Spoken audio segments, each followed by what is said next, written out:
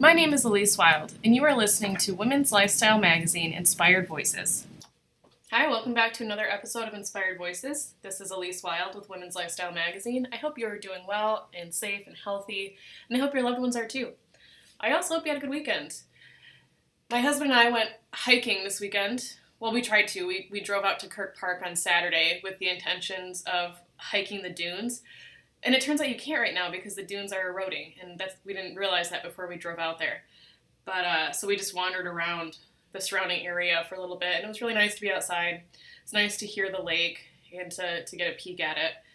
And it's kind of weird to think that this year we might not get to sit on the beach. That's something that we do every year, which I'm sure everybody here does every year. You know, you find some days to go to the beach and just sit by the water, and it's become such a part of our lives. So that was really nice to do that. We have a cat that walks on a leash, so whenever we go hiking or go for a walk, we usually take her with us. So we took her out there, and it was nice for her to get out to smell some different smells and to climb some trees and roll around in the sand. On the way back to Grand Rapids, we stopped at the filling station where they have a Mr. Fables burger, so we got those. And my husband's not from here. He's from Florida. That's where he grew up. So it's always really fun for me to have the opportunity to introduce him to like really West Michigan things, one of which is a Mr. Fables burger. So that's what we did this weekend, and it was really nice.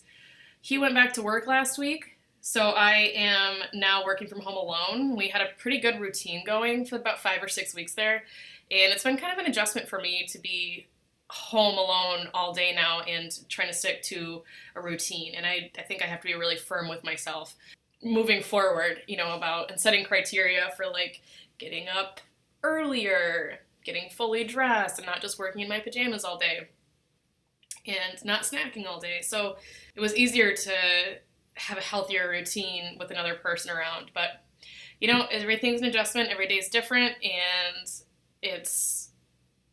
I'm trying to be soft with myself while also recognizing that there are certain things that I can do that are much better for my mental health right now than other things.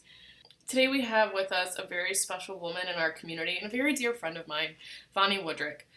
Vonnie is the founder and executive director of I Understand, a nonprofit that provides healing and support for individuals impacted by depression, anxiety, and suicide. Vonnie's last name might be familiar to many people. She was married to Rob Woodrick of the Woodrick family, which is the W in D&W grocery store chain here in West Michigan. They might even be all over the Midwest. And her husband Rob also started Bistro Bella Vita, which is a very popular, beloved restaurant here in downtown Grand Rapids.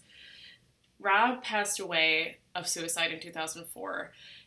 Now, I mentioned what Rob did for a living and what his family did. And it might not seem relevant, but it is relevant to the fact that I believe strongly that it contributed to an especially lonely experience that Vonnie and her family had after Rob passed. His passing was higher profile because he was a higher profile member of the community, and I think that they faced some unique challenges because of that. Vonnie started I Understand as a way to help others who might be experiencing what she and her family experienced back then. It's a really amazing organization. They provide support for people at one of the loneliest times of their lives. One of the main aspects of I Understand is that they are huge proponents of changing the language with which we talk about mental health. So for instance, you might notice that I said that Rob died by suicide as opposed to say something more crass like killed himself or committed suicide. And when we say died by suicide or died by depression, that really opens up our minds to accepting that mental illness is an illness, it is a disease, and it should be treated as such. And when I first initially met Vonnie and she was explaining this to me, it really just blew me away, and it opened my mind, and I understood immediately as someone who writes for a living and tells stories for a living how important language is to our understanding of things that are difficult to understand and to comprehend, such as depression, anxiety, and suicide. Vonnie is a huge proponent of mental health, and I'm so excited to have her on the show today. We talk a lot about what's going on right now and how many of us are coming against mental health issues that we might not have ever experienced before. We have had a few mental health professionals on the show. It's something I just want to keep talking about because it's going to keep impacting us. It's not a one and done kind of thing. So I'm really glad to have Vonnie here today to give us some insight into all the ways in which we can take care of ourselves right now mentally, and all the ways in which I understand is providing support for people in the community right now and how you can access that support if you feel like you need it. All right, here we go. I hope you enjoy. All right, today I have with me my very, very dear friend, Vonnie Woodrick. Vonnie is the founder and executive director of I Understand. Vonnie and I have known each other for a little while now, quite some time. I went to high school with Vonnie's son, Chase. I reconnected with Vonnie a couple of years ago when I did an article about I Understand. And after the article was published, she reached out to me and asked if I would help her write her first book. And through that experience, we became close, and we have collaborated with I Understand at Women's LifeStyle, and we are just really proud of the work that you've done in the community, Vonnie, and I'm going to let you take it from here and talk about I Understand It and what you guys do. Okay, well, thank you, Elyse. I mean, it is such a privilege getting to know you and so fun, and I just love your heart. So it's really nice to be able to be here today and to talk with you. So I Understand is a nonprofit organization that supports those that have lost a loved one to death by suicide or struggle with a mental health illness. So what we really want to do is provide compassionate comfort and understanding to those that have lost or those that may be struggling. Mm-hmm. So I want to bring attention to some of the verbiage that you just used, death by suicide. So I know that, when we first met, one of the main focuses of I Understand was to change the language around that, change the language around suicide, because often people will use more crass language, such as so-and-so killed themselves, which can really kind of put the kibosh on productive conversation that at the end of the day helps other people. So can you talk about that a little bit? Yeah, I mean, for me, after losing someone and then have had my own kids struggle, the stigma that those harsh words are so heartbreaking. And it for me, it developed what I call the turtle syndrome. I would go out of my house, slowly peek my head out, and then I would hear someone say, her husband's the one that killed himself. I mean, and I felt like my husband was being so defined by how he died. And there was so much more to him than that. So it really became my passion to bring appropriate, updated language and understanding to mental health issues and suicide. So for me, I truly believe that we need to change the conversation. And by doing so, we need to change or add to the definition a side effect of an illness, mental health illness, physical illness, whatever kind of illness, or pain. And right now, where do we get pain from, right? We get pain from financial devastation, which many of us are worried about right now. We get pain from bullying. We get pain from breakup in relationships. All of these things are a part of pain that can get you, whether you're diagnosed with a mental health illness or not, to suicidal thoughts and suicidal actions. Mm-hmm. Mm-hmm. Yeah, and I think that, when we first met and I first started learning about the mission of I Understand, as someone who, my family struggles with mental health issues. I have my aunt, who I never met, so sometimes I feel odd calling her my aunt, but she was my grandparents' daughter. She died by suicide when she was really young. And my grandparents, they dealt with that. That was obviously very difficult for them. And my grandpa really struggled with depression, really, really extreme clinical depression. But we always had an open dialogue about it in our house. So it wasn't so unfamiliar to me when you and I met and you started kind of telling me about the importance of the language around it, and it just felt like a puzzle fitting together. Like it made perfect sense to me. And it was also really exciting to me as someone who obviously language is a huge part of my life. And I really believe in the power of it. And being able to have those conversations has undoubtedly helped so many people in the community. Well, I was so impressed that your family spoke so openly about it, especially for how long ago your aunt had passed. Yeah. And that in itself says so much about you and your wisdom and where that all came from. But I think that if someone were to ask me, how did your husband die? And I said, he killed himself. How does that make you feel? Yeah. A It's uncomfortable? And what would you say and how do you answer? Mhm. But if I say, my husband died of depression, doesn't that just bring a whole nother sense of feeling, a whole nother sense of understanding? And it allows a whole different type of conversation. for sure. I, For sure. I don't know any other illness that talks about the act and the how rather than the why. Hmm. Why are we not talking more about, well, why did your husband die? The most commonly asked question after a death by suicide is, how did they do it? Why do we need to know that? Hmm. It adds to that darkness. It adds to the stigma. Hmm. So if we were all to say, my husband died of depression, he died of anxiety, he died of addiction, he died of alcoholism, whatever the illness is, we're focusing on the illness and not the act. Hmm. But it really opens the door for people to it invites people to be gently curious, and relate, to themselves or to someone, a loved one. And that's something I just am we're so behind, I understand. And I think the work that you're doing is just going to have a continual impact on the community long after we're gone. One of the things that I wanted to address that I think the work of I Understand can relate to is grief, and is the grief that we're all going through right now. And there's been a few conversations I've seen on social media where I think people are starting to recognize what they're feeling is grief.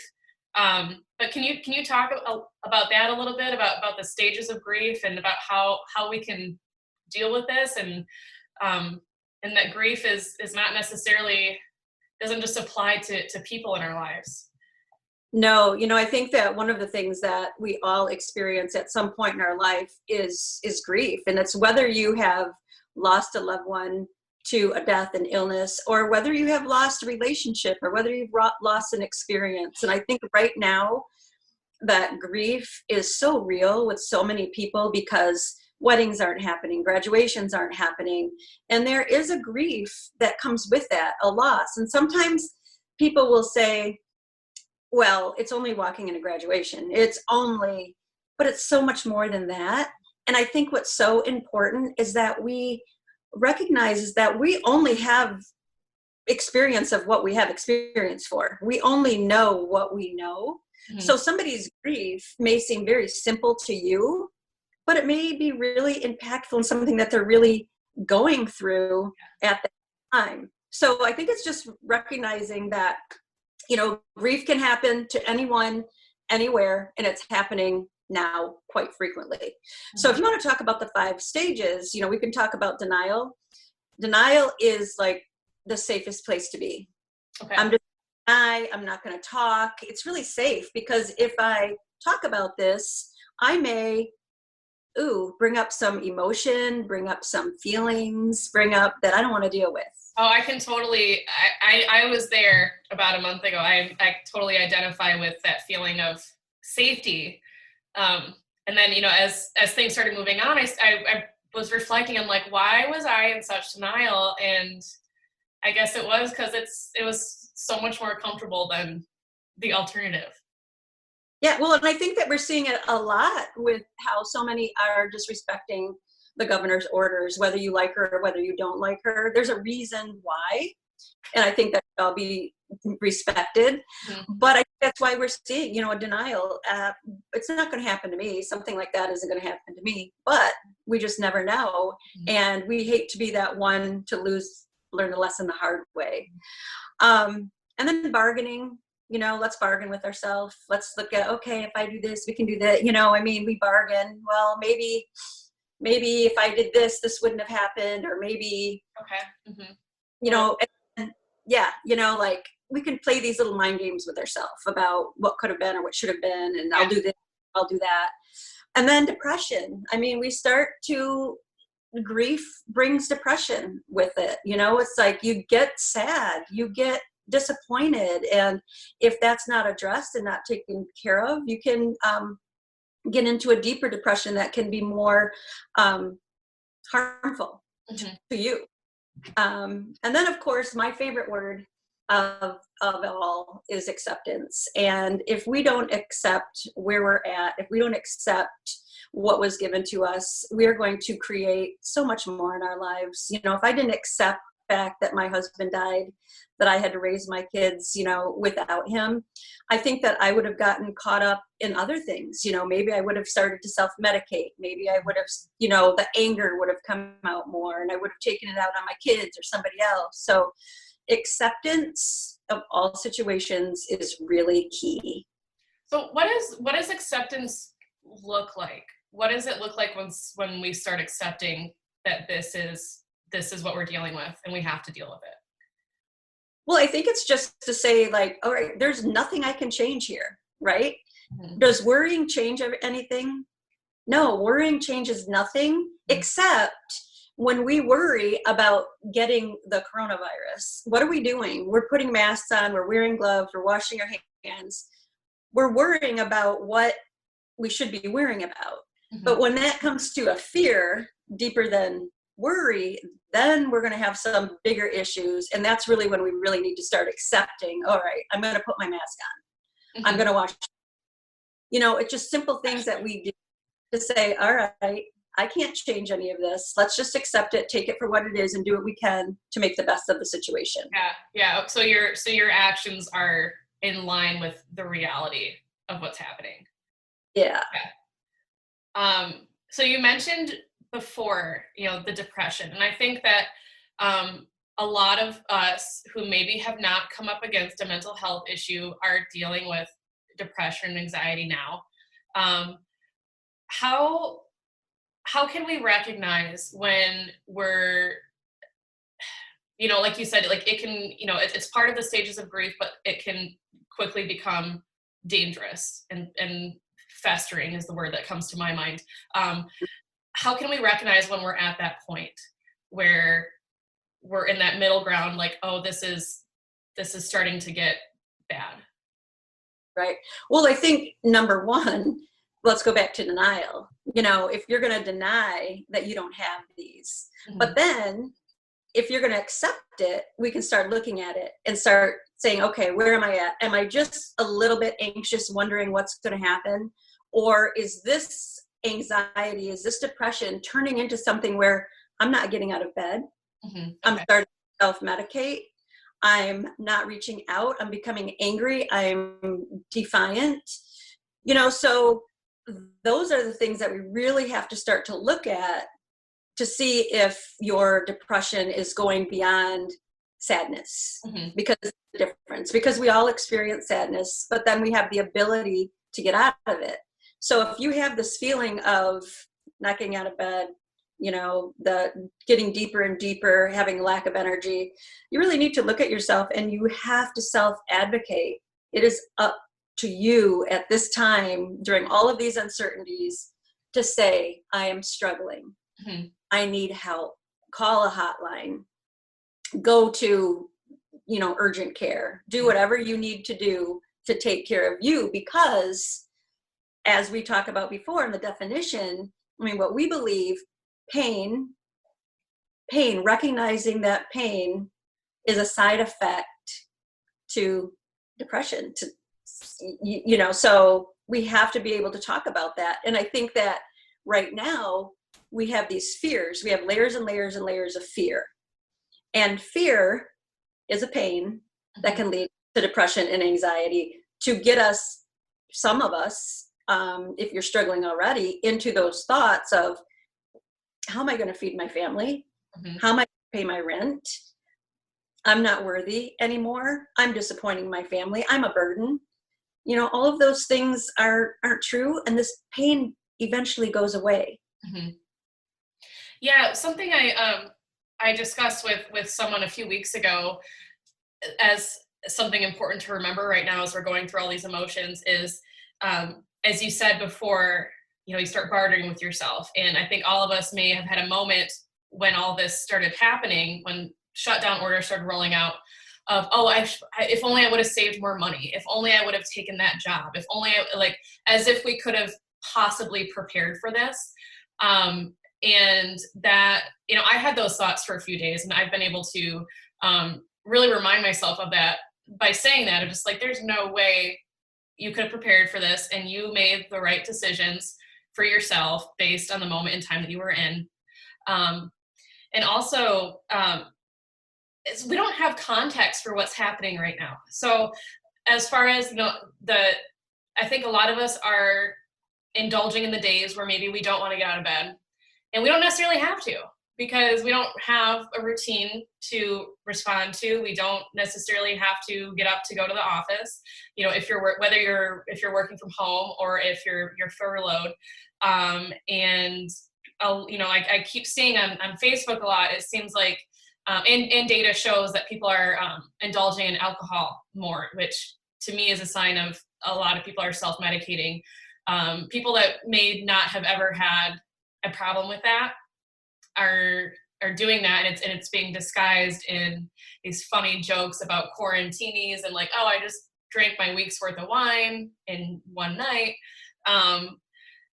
So can you talk about that a little bit on how to recognize those things? Like, because we're so far outside of our routine that it might be even harder to be like, oh, this behavior is a problem. Yeah, I myself was guilty of a quarantini early on, but also, I'm such a moderate drinker. But even for me, that I know so many people out there that struggle with addiction and alcoholism, and this is such a trigger that for those that are posting so much about wine and making jokes about it, I just ask, know your audience. Know who you're talking to. If you're in a Zoom meeting at work, or if you know that you have a really good friend that has been struggling with alcohol, don't talk about the wine. And as far as us, I think that we do those things to find humor, to like, let's make light of the moment. I just saw someone yesterday with her 3-year-old little girl, and it was before noon, and she had her wine. And she's like, I know it's before noon, but I'm probably going to drink the whole bottle by the end of the day. And maybe she found that funny, and maybe somebody else found it funny, but there could be somebody that's really, really struggling. And so just know your audience. Let's choose to be positive and encouraging, rather than self-medicate. And maybe blame it on a joke. I always say to every joke, there's a half truth. Sure. Yeah, that's a great point. So let's look at how this post or this video or how can affect others around us and other people that we care about that is struggling every day to take that drink. Yeah, not drink. And alcohol is a depressant too. So that's been something that I myself have been mindful of. And, it's something I feel like I've gotten to the point where I no longer am accepting ending the day with like a beer or two.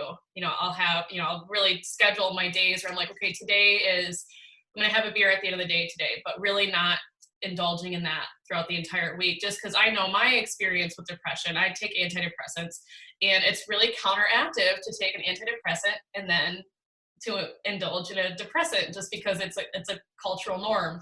And on that too, as someone who is on medication, when all this started happening, that was something I was really nervous about was am I going to be able to refill my prescription? But that was a real fear, because I was wondering what if I run out, because the withdrawals from that and the fallout can be really extreme. But thankfully I haven't really had to deal with that at this point. Yeah, I think that that's one good thing, is that pharmacies are open, drive-thrus are open, so people can, I have not been feeling that well for the past, several weeks, and finally I'm back.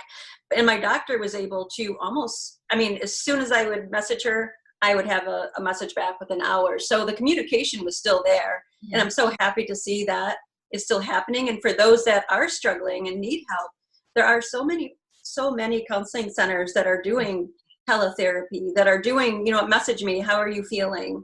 And get messages back in a quick time frame. Mm-hmm. So one of the things that I know is talked a lot about with I Understand is the isolation of feeling depressed or anxious, and that it's really easy to feel alone and to get to this extremely isolated place. Now we are all like literally physically isolated from each other. So what advice do you have on mitigating that, on mitigating those feelings of isolation? Yeah, you know what? I mean, here we say, self-isolate, self-isolate. And a depressed person is so happy to self-isolate. They don't want to be out. They don't. And I think that's another sign to look for. I don't want to be out. I mean, it's a beautiful sunny day. Get out and walk. Self-isolation is really not what we need to do. We need to do physical isolation. We need to reduce ourselves physically from people, but that does not mean that we should be staying away from them. And it is all about, going old school. One day I sat and I sent out 50 handwritten notes. Oh. Just because I thought we need to connect. We're connecting.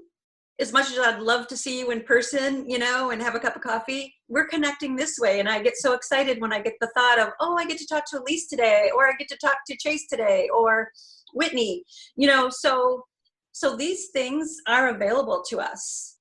And we can go outside, we can walk, we can go to the park. I mean, we just have to keep a distance, but we can retain some sense of normalcy by doing those things, because there are some things that haven't changed. Mm-hmm. And the sun comes up, the flowers are blooming, the water, the lakes are still beautiful. So there are all of these things that haven't changed, and it's important to connect with those things too. Besides your Zoom meetings, but it's so important just to stay connected. And I just see so many people that haven't been connecting with relatives, and all of a sudden they're on weekly Zooms now. Yeah. Such a sense of create your own sense of community. And if you find that you don't want to get out of bed, you don't want to take a shower, you don't want to talk on Zoom, you don't want to connect with anybody, I don't want to go outside and experience and breathe in fresh air, I would ask yourself some questions. Am I feeling depressed? How long have I felt this way? Am I truly self-isolating? Because someone that has depression loves to self-isolate. And as you said, there are many avenues to get help right now. That's something that I really want to make sure that people know, that even though we are where we're at, so many places are shut down, there is still many avenues to get help for any depression or anxiety that you're feeling.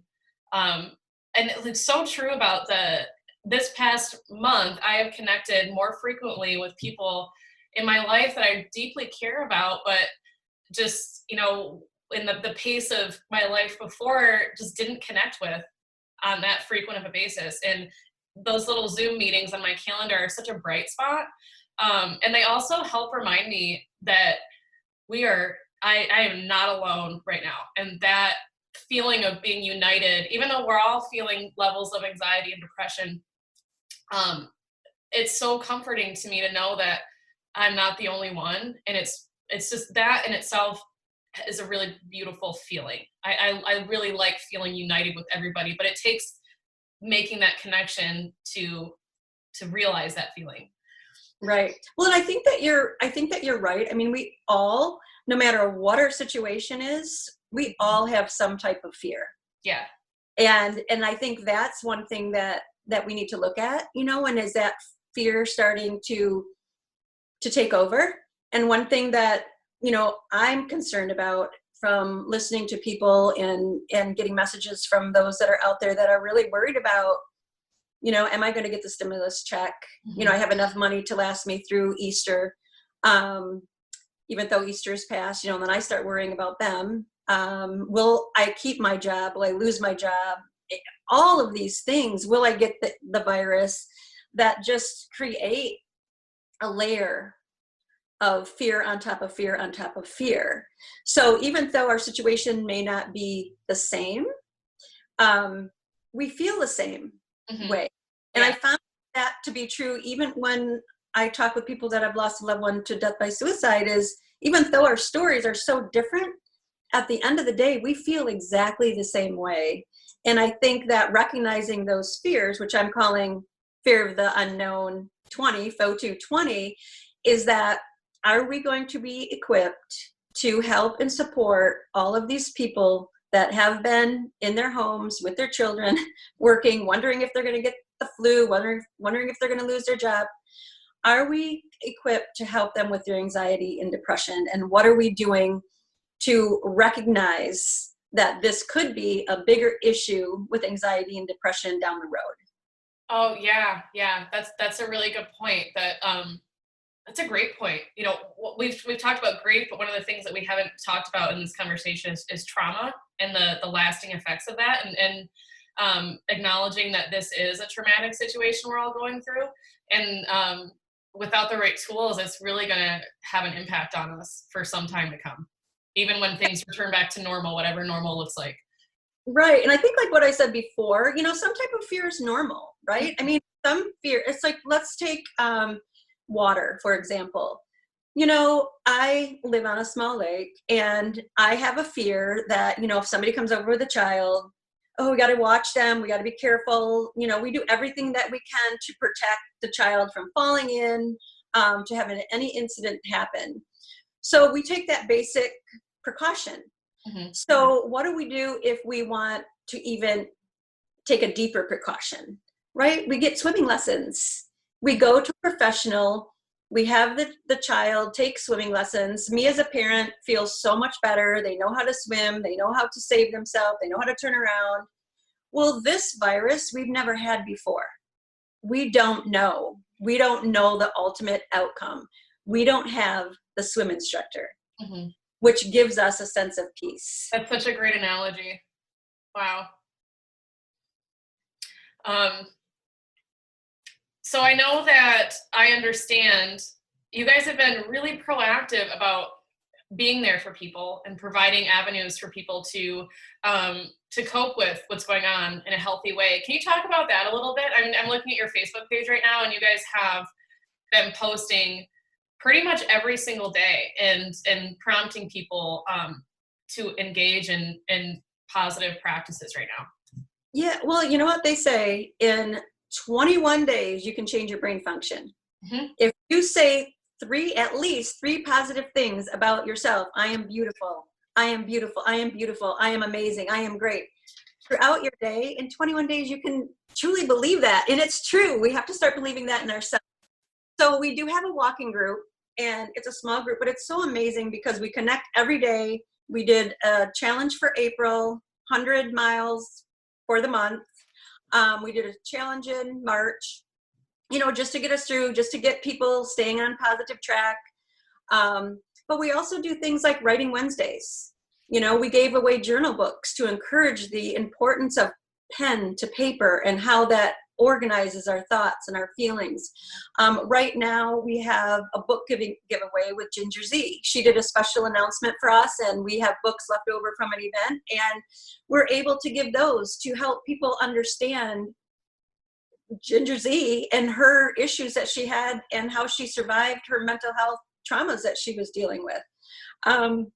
So we have different things that we do. We have therapy pages, which are coloring pages online that can be downloaded to distract your mind. We have our podcasts with Aaron and Vonnie, Be the One, and we talk about COVID, but we also talk about loss and healing, because I don't think that we're talking enough about the other things that are happening in the world. Mm-hmm. Every day, we're still losing people to suicide. Mm-hmm. Every day, people are still battling depression. And that's our goal, is to find these ways that seem simple, but are really impactful to help those that may be dealing with something. Mm-hmm. Mm-hmm. So tell me how can people support I Understand right now? I know you guys have had to cancel a lot of events, like everybody, a lot of your plans are now to the wayside. Yeah. Well, the best thing that, for me, the best thing that you can do to support, it's free and it's easy, and that's to change your own language and change your own conversation. Join us and sign our definition petition. And if anything, it allows for a different conversation. Whether it ever gets changed or not, it allows us to talk about the reality of mental health and suicide. May is Mental Health Awareness Month. That's coming up. And yes, I'm so disappointed that we had to cancel all of our May events, but we are working hard on announcing something, a new project for us that I'm really excited to hopefully have completed in the next week or so we can announce it in May. So I'll be so excited to talk to you about that, because it's a way to help our community and hopefully to raise some funds, because I understand it's like every other business out there. You know, we need funds to survive. So we appreciate all the donations that come in. We recently accepted donations to support local businesses, you know, to help our small businesses. We were able to support Amore, Nighthawk, Koozies, Nothing Bundt Cakes. We did Vitali's Pizza the other night for 50 pizzas at Helen DeVos Children's Hospital, Candied Yam, you know, so we're able to provide these small businesses some relief, as small business owners are also experiencing so much anxiety with what's happening. So any support that you give right now directly goes to us getting out in the community in whatever way that we can to reduce anxiety and stress. That's great. And that's such a great avenue for people to engage in the act of giving right now. You know, and that's something that I think too is that depending on your situation, I think people feel like they don't have much to give, whether you're not in a position where you can write a check or you don't have any extra household items you can donate to a nonprofit in need. I think there are ways in which we can all give right now. And even if that's just like sharing the message on Facebook, hey, donate to I Understand. They're going to be bringing 50 pizzas to the hospital tonight. You know, just getting it out there. And I think that's also something we can all be united in is those acts of giving on whatever level you can. Exactly. And I think that again, that goes to a fear of, am I going to get another paycheck? Am I going to lose my job? Yeah, so yeah. For us, finding those things that we can do to support you, like giving those journal books out and start writing, but you have to do it in order to realize the benefits of it. We have Tapping Tuesdays where I have Beth Tuttle who comes in and has a video, and it works. I've tried it, but people do it once and they're like, oh, it didn't do anything. You have to do these things on a consistent basis. And see, these are free opportunities. And like I said, the biggest thing for I Understand is come on, like our Facebook page, follow our website, and get all the information that we have out there that I really think, listen to our podcast. All of those things allow us to change the language and talk differently about the situation. And I think one of the outcomes of all this right now is that it's almost easy for us to participate in group activities because we don't have to go anywhere. We can just do it from home. So I love the idea of engaging in the writing Wednesdays or the walking. You mentioned earlier that the walking group has a goal of 100 miles this month? 100 miles for the month. Yep. So everyone's walking on their own and yeah. And then we have pictures of our walks and encouragement to others. So it's really great and very caring. So even though you're technically engaging in an activity alone because you're physically alone, you're participating in a group. And I think that's something that to me that just sounds so soothing and engaging right now. Yeah, well, thank you. And the other thing that we have is we have a survey online. Okay. And it's really interesting. It's on our Facebook page, and I will post it again, but it's really interesting to hear feedback on how people are coping with their anxiety, how they feel about suicide. If they, so a couple things. I would love to hear anybody that wants to share a story, because we do put real words with real people, and we share some of their experiences with mental health and death by suicide. So that is really something that you can do, is write and send me your story at Vonnie@IUnderstandLoveHeals.org. I'd love to hear and learn about you. And then also our survey and our definition petition. It's just ways that we can educate ourselves to support those that may be struggling. I'm so glad you're doing the survey. What a great way to, kind of quantify how people are reacting to what's going on right now, and to better able to design tools to help everyone deal with it. Yeah. It's really been interesting, and I love seeing the feedback. We just need to get more. We need to get more people, other than like, I understand, followers, because we have a graph that shows like, oh yeah, 80% believe in the definition petition. But if we put that out to a wider group of people, is it still going to be that? Are people, Mm-hmm. the general public, really believing the same things that we are? Yeah, for sure. Vonnie, thank you so much for joining me and for sharing your thoughts. I always love talking to you. You know that. I always love talking to you. Is there anything else you'd like to say about what's going on right now, or what your hopes for the future are?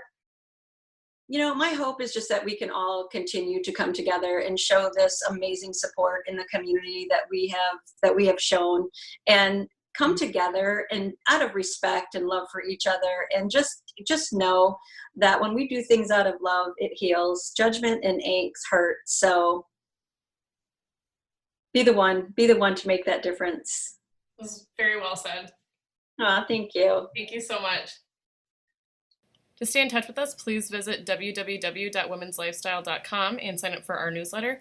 You can also listen to this podcast on YouTube. Our YouTube channel is Women's Lifestyle, all one word. If you have any ideas for a podcast episode, or if you'd like to hear from someone we haven't interviewed yet, please reach out to me at elyse@womenslifestyle.com. That's Elyse at womenslifestyle.com. I hope you are all staying healthy and staying safe, and thank you so much for listening.